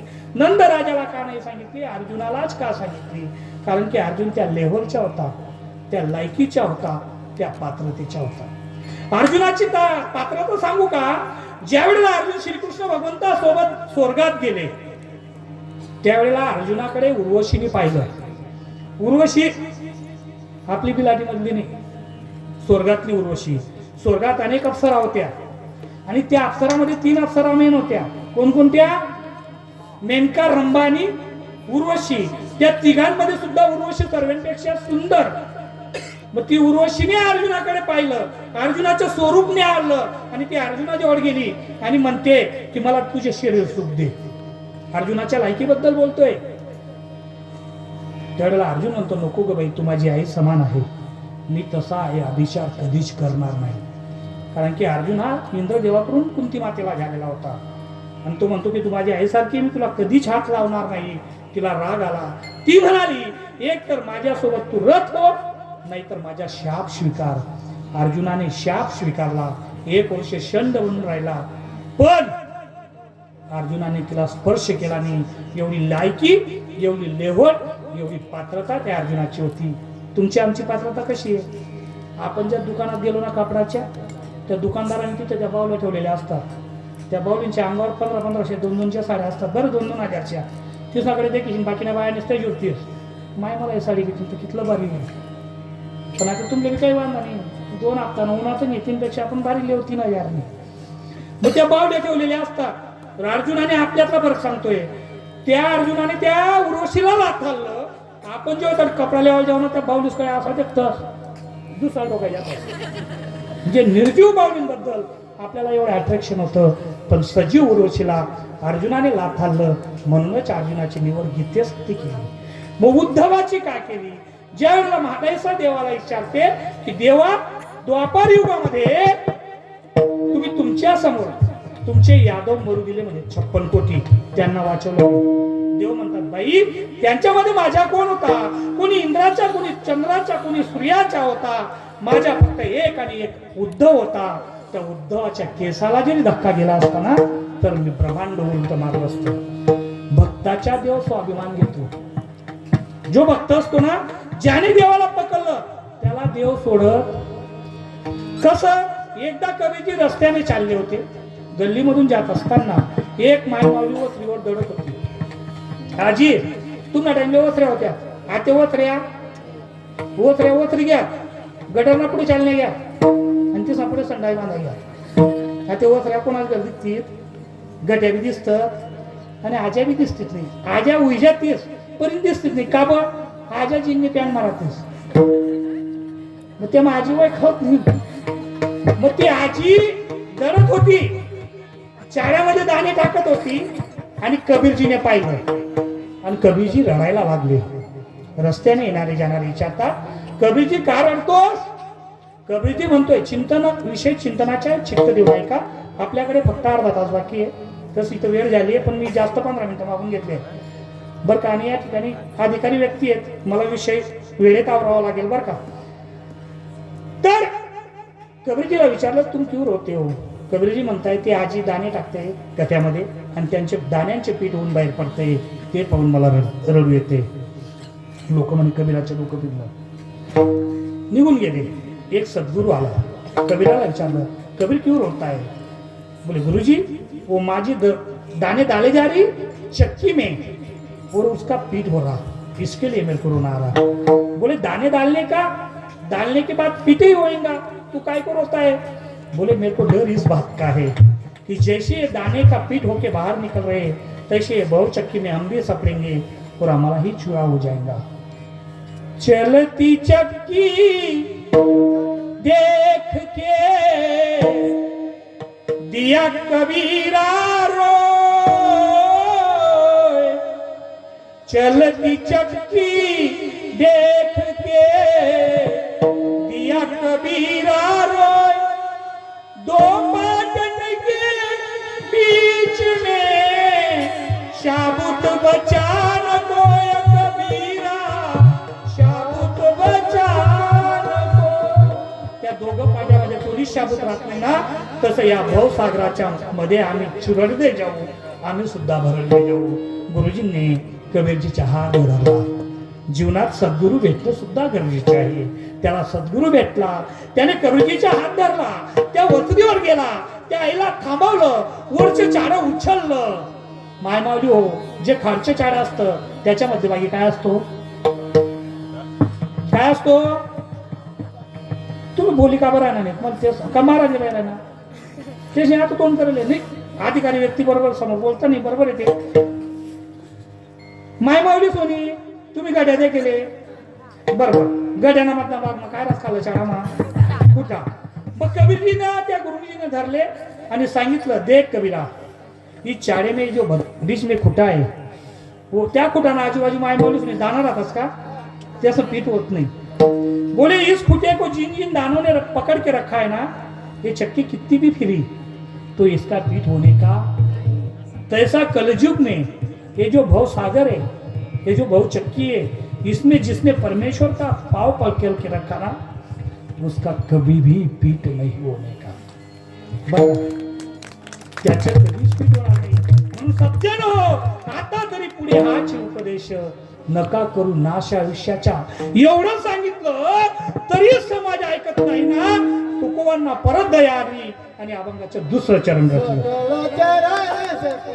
अभंगाच्या दुसऱ्या चरणातून तुकोबाला सांगतात सकरांच्या पाया माझे दंडवत बघा संतांना जात पात स्पृश्य अस्पृश्य नाही संत सगळ्यांना दंडवत करतायत का कारण की तुम्ही आतापर्यंत सुद्धा माझ्या ऐकलं नाही मग दंडवत करतात आणि सांगतात की जर तुम्हाला तो परब्रह्म परमेश्वर आठवायचा असेल तो प्राप्त करायचा असेल तर काय करा चित्त शुद्ध करा काय करायला सांगितलं चित्त शुद्ध करा चित्त शुद्ध जरी व्याघ्र मित्र होती सर्प न खाती तया नरा चित्त जर शुद्ध असलं तर व्याघ म्हणजे वाघ आपले मित्र होतात आणि आपल्याला सर्प सुद्धा खात नाही पण आपलं मन स्थिर होतं का मन स्थिर होत नाही महाराज जर अध्यात्म चालू कर तर मन आपलं इकडे तिकडे चालू जातं मन बिलिंदर आहे मन इकडे तिकडे जातं मनाला आमच्या बहिणाबाई चौधरी उपमा देतात काय म्हणतात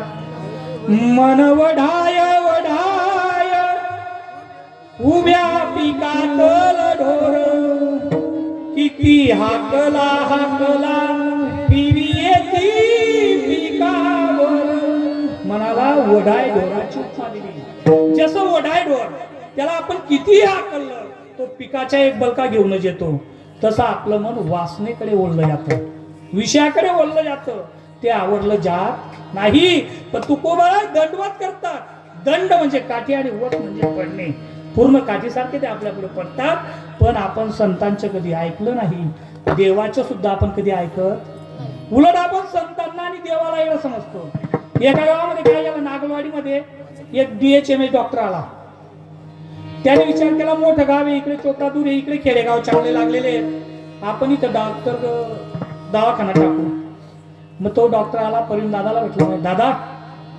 एक घर आम्हाला भाड्याने द्या मला इथं दवाखाना टाकायचा आहे ऐकताय ना तुम्ही का टाईम जायला कीर्तनावर नाही ना मग 15 मिनिटात मी कीर्तनावर आहे चित्त देऊन ऐका म्हणे दादा आम्हाला एक घर भाड्याने द्या परिण दादांनी आपल्या मित्राचे घर होतं त्याला भाड्याने दिलं डॉक्टराला डॉक्टरांनी तिथं एक टेबल ठेवला एक पेटी ठेवली आणि एक नर्स लावली मग पहिला दिवस आता प्रत्येक धंद्यामध्ये कॉम्पिटिशन आहे मग डॉक्टरांनी कॉम्पिटिशन साठी बोर्डावर नाव टाकलं की या ठिकाणी प्रत्येक आजारावर उपचार केला जाईल जर गुण लागला तर माझी फी 100 रुपये आणि गुण जर नाही लागणार तर मी 200 वापस देतो म्हणे सोपं होतं का नाही गुण लागला तर 100 गुण नाही लागला तर मी 200 वापस देतो आणि एका त्या ठिकाणी माझ्यासारख्या एकाने वाचलं बाई मी आता 200 रुपया कमावण्याचा नशे असा आजार डॉक्टरला सांगतो की मला गुणच लागणार नाही मग डॉक्टर मला 200 देईल तो गेला नर्स झाडतच होती पहिलाच दिवस होता डॉक्टरांनी पाहिलं म्हणे गिराईक ते पण पहिलं म्हणे डॉक्टर साहेब नमस्कार म्हणे नमस्कार या बसा डॉक्टरांनी खुर्ची दिली त्याला बसायला बोलीचे गिराईक आहे म्हणे बोला काय सेवा करू म्हणे डॉक्टर साहेब मला दोघं कानाद्वारे ऐकू येत मग त्याला ऐकू येत नव्हतं का ऐकू येत होतं पण त्याला काय करायचं होतं 200 रुपये घ्यायचे होते गुण लागला नाही असं सांगायचं म्हणून मग डॉक्टराकडे 3 बाटल्या होत्या बाटल्या जर तुम्ही लक्षात ठेवल्या तर तुम्हाला दृष्टांत समजणार आहे 3 बाटल्या होत्या त्या 3 कलरच्या होत्या लाल पिवळी आणि पांढरी पांढरी बाटलीमध्ये होतं पाणी पिवळ्या बाटलीमध्ये होतं पेट्रोल आणि लाल बाटलीमध्ये होतं तेजा कितल्या बाटल्या होत्या डॉक्टरकडे आणि डॉक्टरकडे काही जास्त बाटल्या राहतील नाही 2-3 राहतील पोट दुखणार मी तेच डोकं दुखणार मी तेच ताव आला मी तेच मग तसं त्यांकडे 3 बाटल्या होत्या मग डॉक्टरांनी सिस्टरला सांगितलं म्हणजे सिस्टर आपल्याकडे आलेल्या पेशंटचे दोघं कानं बंद आहेत त्यांना ऐकू येत नाही त्यांच्या कानात पांढऱ्या बाटलीतलं 5-5 ml औषध टाका काय होतं पांढरी बाटली हा सगळ्यांनी बरोबर बोलतो सांगा पांढऱ्या बाटलीत पाणी 5-5 ml पाणी टाकलं गेलं 5 मिनिटं झाले डॉक्टर म्हणे तुम्हाला काही ऐकायला येतं का आवाज सांगितलं का म्हणे काही ऐकायला येत नाही डॉक्टरांनी भिंकाच घेतला, इकडून पाहिलं तिकडून पाहिलं, कान ओके पडदे ओके. डॉक्टर म्हणे आपला 200 रुपये ना. डॉक्टरांनी ओळखलं. डॉक्टर म्हणे सिस्टर आपल्या गुलाबी बाटलीमध्ये तेजाब आहे, यांच्या कानात मळाचे खडे झालेले आहेत, ते फिट बसलेले आहेत. ते फिट बसल्यामुळे आपण बोलतो की ध्वनी प्रतिबिंबित होत नसल्यामुळे यांच्या कर्णपटलावर तो ध्वनी जात नाही आणि यांना बोलणं ऐकू येत नाही.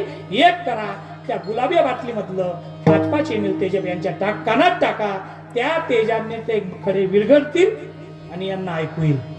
याला ऐकू येईल का? हे नी ते ऐक म्हणजे बापरे आपला कान चांगला आहे. 5-5 ml जर तेजाब म्हणा पडदासवर पडी गे तर म्हणा कान बंद पड जाते. सिस्टर गुलाबी बाटली की म्हणे पालते पडा म्हणे का बरं? म्हणे हे औषध तुमच्या कानात टाकायचे. तो म्हणे ते औषध नाहीये, ते तर तेजाब आहे, मी टाकू द्यावा नाही. म्हणे सिस्टर म्हणे दादा हे टाकू देत नाही. डॉक्टर म्हणे करे का बरं टाकू देत नाही? नाही म्हणे दादा ते तेजाब आहे म्हणे. डॉक्टर म्हणे कुठे तेजाब आहे? ती औषधी म्हणे. हा मी ऐक नाही का म्हणे. तुम्ही चालू बोला सिस्टरले. सिस्टर गुलाबी बाटलीतलं 5-5 ml तेजाब यांच्या कानात टाका. म्हणे तुला ऐकू नका म्हणे. मग माझ्या कानाने ऐकलं म्हणे. तुला गुण लाग्या म्हणे लय 100 रुपये. 100 घेऊन घेतले. या 100 त्यांना रातलाच 90 ना होता. त्यांना बजेट उसकी घ्या डोकं दुखे बहिण म्हणे पुत्र मागाल गो भरतार घेऊन 200 कमावा 100 चालना घ्या. गेले रातभर जप लागले नाही. जे जे आहे ते 100 तर लय सुन म्हणे. खाली डॉक्टर पाहिजे मला 100 आणि डॉक्टरना 100 घ्या म्हणे. डॉक्टर साहेब नमस्कार. डॉक्टर म्हणे डेलीनं गिराईक वेगळे याते या म्हणे. बसा म्हणे काय सेवा करू म्हणे. डॉक्टर साहेब माझ्या जिभेची चव गेली म्हणे. म्हणे चव गेली म्हणे हो म्हणे. बिलकुल चव नाही म्हणे. नाही म्हणे. सिस्टर यांच्या मुखामध्ये 5 ml पांढऱ्या बाटलीतलं औषध टाका. काय होतं पांढऱ्या बाटली पाणी.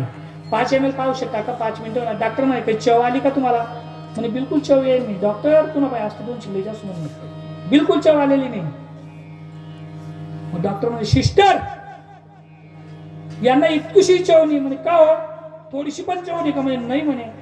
म्हणे बिलकुल नाही म्हणे. महाराज त्या ठिकाणी एवढी सुंदर शेवची भाजी होती म्हणे स्वादिष्ट हॉटेलसारखी, तिची सुद्धा मला चव लागली नाही. सुंदर गरम गरम पोळ्या होत्या, तिची सुद्धा मला चव लागली नाही. सुंदर अशी पिकी खिचडी होती, तिची सुद्धा मला चव लागली नाही. समजलं ना तुमले? आज नाही ऐकत नाही. सुंदर असे कांदे टमाटे उडदाचा पापड होता, त्याची सुद्धा मला चव लागली नाही म्हणे. डॉक्टर म्हणे सिस्टर यांच्या मुखामध्ये पिवळ्या बाटलीतलं 5 ml औषध टाका. पिवळ्या बाटलीमध्ये काय होतं? पेट्रोल. पाठ विजात माऊली आहे इथं लगेच आमनं. पेट्रोल घेतलं त्याच्या तोंडात 5 ml टाकलं. जसं पेट्रोल टाकलं तसं त्याने ते तर व्हायला लागलं तुकलं. म्हणे तुम्ही डॉक्टर आहेत का? कसं येत म्हणे. कुशाल लोक तर तोंडला पेट्रोल टाकतात का म्हणे. डॉक्टर म्हणे कुठे पेट्रोल आहे? मला चव समजली म्हणे. पेट्रोल आहे म्हणे. म्हणे चव समजी गई का म्हणे. मग म्हणे लय 100 तू गुण लागला. 200 घेऊन घेतले. हो घर घ्या जे जे आहे ते कालदीच्या समोर मला 200 का भेटत ना चला म्हणे. गेला म्हणे डॉक्टर साहेब नमस्कार म्हणे. नमस्कार. याने विचार केला होता आज 6,000 सांगू की डॉक्टरला त्यावर उपचारच सापडाव नाही. म्हणे नमस्कार म्हणे काय सेवा करू म्हणे. डॉक्टर साहेब मला स्मृती पडली, मला काहीच आठवत नाही. डॉक्टर म्हणे काहीच नाही म्हणे. 5 मिनिटापूर्वी काय झालं ते सुद्धा मला आठवत नाही. डॉक्टर म्हणे सिस्टर 5 ml पांढऱ्या बाटलीतलं औषध टाका. तुमल्या पांढऱ्या बाटलीमधलं औषध माहिती. 5 ml औषध टाकलं गेलं. 5 मिनिटं झाले म्हणे. तुम्हाला काही आठवतं का म्हणे. काहीच आठवत नाही डॉक्टर. मन म्हणे तुला पाहिजे 200 आज लीज जास्त. डॉक्टर म्हणे सिस्टर आपल्या गुलाबी बाटलीतलं औषध यांच्या तोंडात 5 ml टाका. तेजाब नाही बोलणार बरं. काय सांग गुलाबी बाटलीतलं 5 ml औषध यांच्या तोंडात टाका. सिस्टर गुलाबी बाटली लई नाही गेले परवून दिसली यादूनी. गुलाबी बाटली मग काय आहे? तेजाब. अहो टाकू दे नाही. सिस्टर म्हणे डॉक्टर साहेब आज टाकू देत नाही म्हणे. करे का बरं टाकू देत नाही? नाही म्हणे डॉक्टर साहेब गुलाबी बाटलीमध्ये तर तेजाब आहे. अरे नाही रे म्हणे. मग म्हणे तुला कसं काय माहित? तुम्ही परवून बोलणार होतात का गुलाबी बाटलीमध्ये तेजाब आहे म्हणे. असं तुला परवून दिसली आधी पण का? मग म्हणे गुण लाग गेला म्हणजे. दृष्टांत संपला. सिद्धांत आहे का? डॉक्टर म्हणजे देव, पेशंट म्हणजे जीव आणि या 3 बाटल्या म्हणजे रज तम आणि सत्व. त्या देवाला आपण एवढं समजतो पण या जीवाला तो देव रज तम सत्व या 3 मोहित मायाने भरमित करतो आणि त्या जीवाला तो जिथल्या तिथे ठेवतो. पण रजतम सत्वातून निघून खऱ्या अर्थानं अनन्य भावाने जो त्या परब्रह्म परमेश्वराला शरण जातो त्याच्या तो देव. बर का? पण आपण तिथं देवालाही एवढं समजतो. म्हणून पुनरपि जननम पुनरपि मरणम पुनरपि जननी जठरे शयनम. परत परत जन्मतो आणि परत परत मरतो. आपला उद्धार होत नाही सज्जन हो. ज्यावेळेला त्याची श्रद्धापूर्वक अंतकरणाने आपण भक्ती करू, आपलं चित्त शुद्ध करू, तर आपल्याला तो देव होईल. कारण की संतांनी सांगितलं आहे, चित्त जर आपलं शुद्ध असलं तर परमेश्वर आपल्या चित्तात येतो. बरं का? चित्तात परमेश्वर येण्यासाठी जर आपल्याकडे पाहुणे येतात तर आपण घर स्वच्छ ठेवतो, कारण त्या पाहुण्यांना येऊन तिथं शांतता वाटावी. जर घर पाहुण्यासाठी स्वच्छ ठेवतो तर आपलं चित्त शुद्ध नसं आलं का? चित्त शुद्ध नसं देवाला जर थांबायचे तर आपलं अंतकरण कसं पाहिजे? तुका म्हणे मन करा रे प्रसन्न.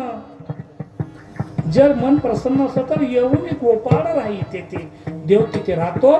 मग त्याच्यासाठी आपल्याला काय करावं लागेल? त्याच्या अभंगाच्या तिसऱ्या चरणात तुकोबाराय अभंगाच्या तिसऱ्या चरणातून सांगतात की हित ते करा देवाचे चिंतन. जर तुम्हाला हित करून घ्यायचे असेल तर तुम्हाला त्या ठिकाणी देवाचे चिंतन करायला सांगतात. मग तुम्ही म्हणाल आम्ही देवाला ओळखू कसं? देवाला ओळखता येतं का?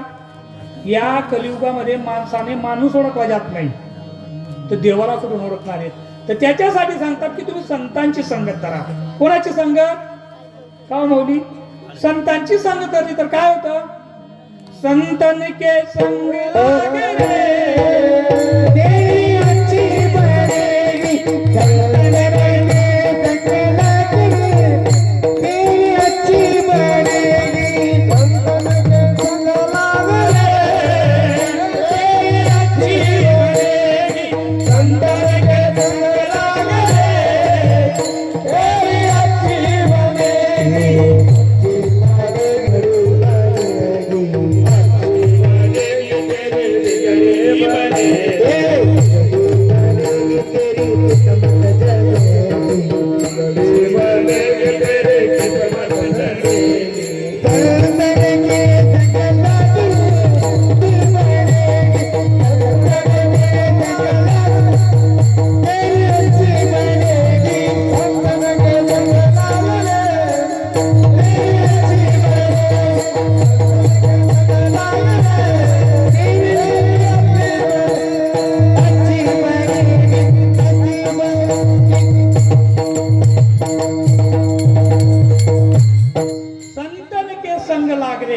तेरी अच्छी बनेंगी. अच्छी बनेंगी म्हणजे नेमकं काय होईल? काय करतात संत? कागा से तोये हंस बना दे, कागा से तोये हंस बना दे. धुल जाएंगे तेरे दाग रे तेरी अच्छी बनेगी.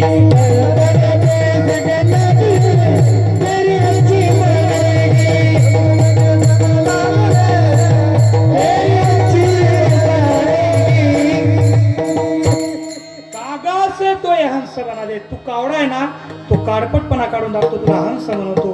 ही संतांची. मग तुम्ही म्हणाला आम्ही संतांना कसं ओळखायचं? कलियुगामध्ये संत दुर्लभ आहे. संत नाही, साधू दुर्लभ आहेत.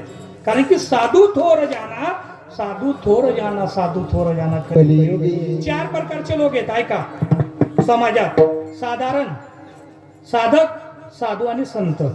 त्याच्यात आपण कोणत्या प्रकारामध्ये बसतो मी तुम्हाला लक्षणं सांगतो. साधारण म्हणजे काम, क्रोध, लोभ, मद, मत्सर, अहंकार ज्याने धारण केले तो साधारण. या साधना ज्याने धाकात ठेवलं तो साधक. या साधना ज्याने टाकलं धून तो साधू. आणि या साधनाच्या ज्याने केला अंत तोच खरा संत. मग याच्यामधून आपण 4थ्या नंबरमध्ये बसतो का? नाही. संत जाऊ द्या, साधू. कलियुगामध्ये साधू सुद्धा दुर्लभ आहे. साधूंच्या लक्षणं सांगतात: जी का रंजले गांजले त्यासी तुझी साधू ओळखावा देव तेरी जावा. दया करण्याचे पुत्रासी तेची दासानी कामने सांगू किती याची भगवंता. साधू कलियुगामध्ये दुर्लभ आहे. आपल्याकडे 5 मिनिटात दृष्टांत देतो, कार्यक्रमाला पूर्ण विराम देतो. या कलियुगामध्ये साधू कमी आणि संधी साधू जास्त आहे. माया माऊली हो. एका गावात काय झालं, नागरवाडीला परवीन दादाने भोले बाबाला कीर्तन दिलं. संधी साधूवर बोलतोय आणि विषयाला पूर्ण विराम देतोय. भोले बाबाला कीर्तन दिलं. मग कीर्तनाच्या दिवशी भोले बाबा आले. सर्वांचे जेवण झाले होते, उशीर आले. दादाने हार घ्यायला गेले होते. भोले बाबा आणि परवीन दादा जेवायला बसले. जेवण सासूकडे होतं. परवीन दादांना बी रुबाब होता आणि कीर्तनकारनाचं जेवायपेक्षा जास्त रुबाब राहत.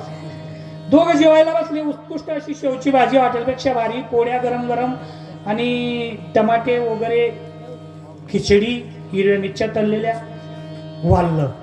आता बोला बाबा संधी साधू होता. मी साधू आणि संधी साधूवर बोलतोय. बोले बाबाला दाखवायचं होतं की मी कितला मोठा साधू आहे.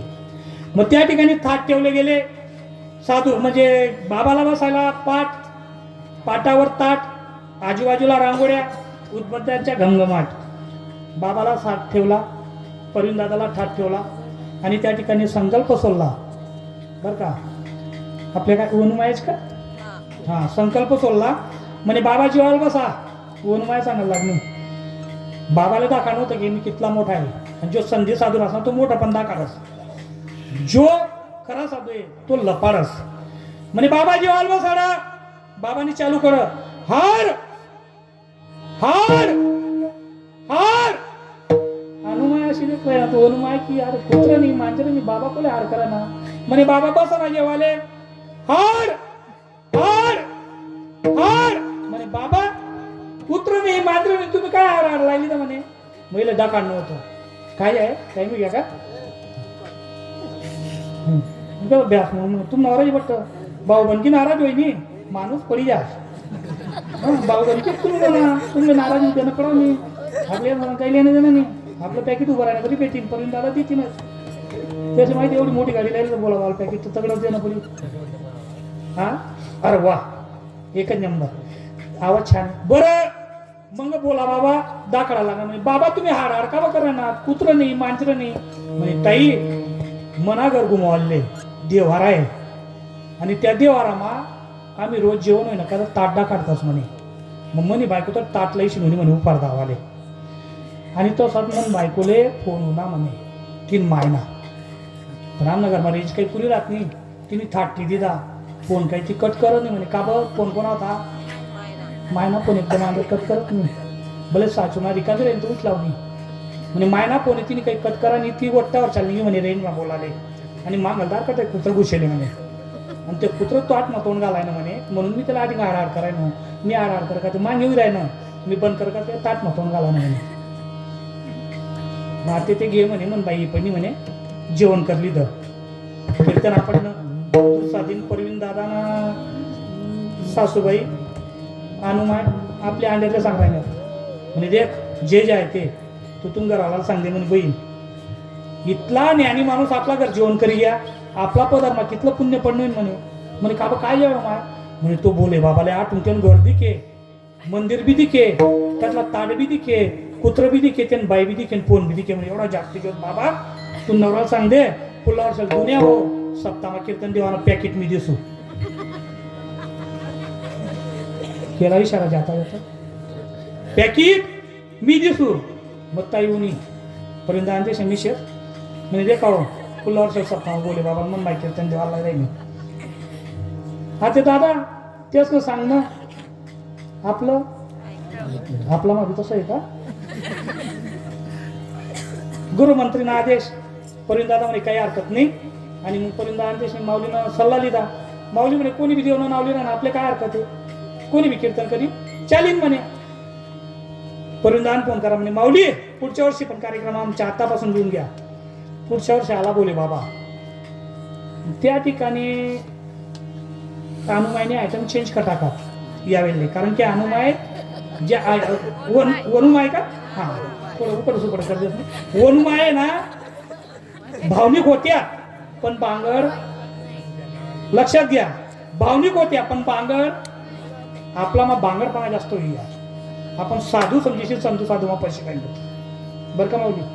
आपण संधी साधूंमध्ये बसतोय कारण की आपल्याला जर कोणी सांगितलं ना तुम्हाला पोरायला नवघर होई घ्या, आता टाइम नाही तुम्ही सांगितलं असं 2 मिनिटं आधीन जातील तर आपण लगेच म्हणतास नाही गो काहीतरी करले ना पडी पूजा अर्चा लगेच 5-6 हजार रुपये खर्च करतात. आणि नवघर मंगळ सर्व आपला 18 पगड जातीच्या समाज आहेत, हिंदू मराठा समाज, कोळी साडी माडी कुणबी यसाच पोरसले होतस त्याच बोकांडे त्या बघतस.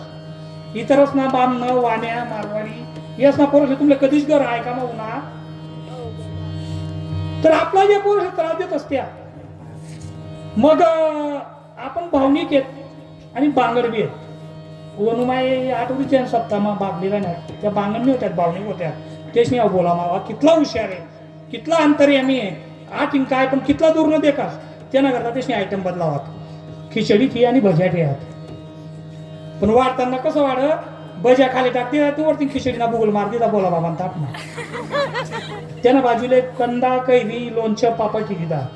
आणि मग परवीन दादा पण जोगे बसना जेवाले परवीन दादा ताट मा खिचडी बाजूला बटाराण्या कांदाण्या मिरच्याच्या भज्या ताटूना. मला सांगा माय मावली सोनी तुम्ही जर चुलाल पाहायला वाग्यात एकल्या दुखल्या जातीत नाही तुम्हाला पर्याय जेज बहीण पुई बहीण ननीन तेराणी जेठाणी अशा 7-8 जण तुम्ही टेम्पो मध्ये जातेस येईन कुदी रांधस आणि मग तुम्ही लाईन मध्ये देवाला बसतेस आणि तो तुम्हाला पुढे ताट येतस. इमानदारी मग सांगा ताट आपला पुढे ठेवाय घ्या का तुम्ही कोणा ताटकडे देतस पहिले बाजूवाला ना पंगत मग ना आम्ही काय ना तुम्ही काय ना मग तशी बोला बाबा स्वतः ताटकडे तर ते काय म्हणे भज्या नाही येत आणि दादा ताट मग भज्या दिखण्यात पै मला तर भज्या घरी आवडतच म्हणे आणि ताई तिथले तर याद पड घ्या. मग ताई म्हणे बाबा संकल्प सोडा या जेवायला बसा बाबा गुच्चू कारण की भज्या कस काय मागू. मग परिंद दादा म्हणे दादा जेवायला बसा ना परिंद दादा मी शेसवाडी आणत्यात. मग म्हणे परिंद दादा ताटकडे असं देत परिंद दादा म्हणे महाराज मग ताटकडे का देख राहणार. मग ते ना स्वतः ताटकडे दे का बाबानी मग परिंद दादा ताटकडे देखा लागणार. हो बापरे बोला बाबा ताट आता भज्या नाही येत म्हणे. मग बाईला परिंद बांगड तुळत नाही बजा वाढणार म्हणे महाराजले असं बोलतात नका बरं तर घेऊ नका दृष्टांत आहे नाही आमले जमस्ते कीर्तन करायले गदाबी म्हणू आणि हनुमातना आत्मधला म्हणू सामना गदाबी म्हणले तसे हनुमानना आत्मा म्हणलं की नाही हो हनुमानना आत्मधला आहे नाही. मग त्यावेळेला माय म्हणे मग बजा तर वाढेल होत्यात का नाही बाबांसाठी मग बजा म्हणे बजा तर वाढेल हा नाही ना ताई म्हणतात मग कुठं पाहिजे मग म्हणे बाबा वाढेलच ना नाही ना ताई द्या का म्हणतात मग कुठं पाहिजे म्हणे बाबा बजा शेत नाही ना ताई म्हणे बाबा तुमले एक विचारू का अनुमाई उठवणी म्हणजे तुमले एक विचारू का वनुमाई उठवणी म्हणजे तुमले एक विचारू का बाबा म्हणते विचारा म्हणे तुम्ही एवढा अंतर आहे आम्ही मांगला वर्षात तुमले आधी घुमावल दिखे तुमना घर भी दिखे तुमना देवारा भी दिखे तुमना घरमा सारा कुत्र भी दिखे तो उपारना ताट भी दिखे बायको भी दिखे बायकोना मधला फोन भी दिखे म्हणे एवढं सर्व तुमले 8 मांगला वर्षाला घुमावला दिखे आणि आज तुमले खिचडी खाल्ल्या भज्याने दिखलं ना म्हणे. अशा संधू साधूंवर आमचे संत तुकोबाराय प्रहार करतात. काय म्हणतात ऐसे कैसे ऐसे कैसे ऐसे कैसे झाले बोलू करून करुणी आमलती सावा ऐसे कैसे टाळ्या वाजवा सगळ्यांनी टाळ्या वाजवा फ्रेश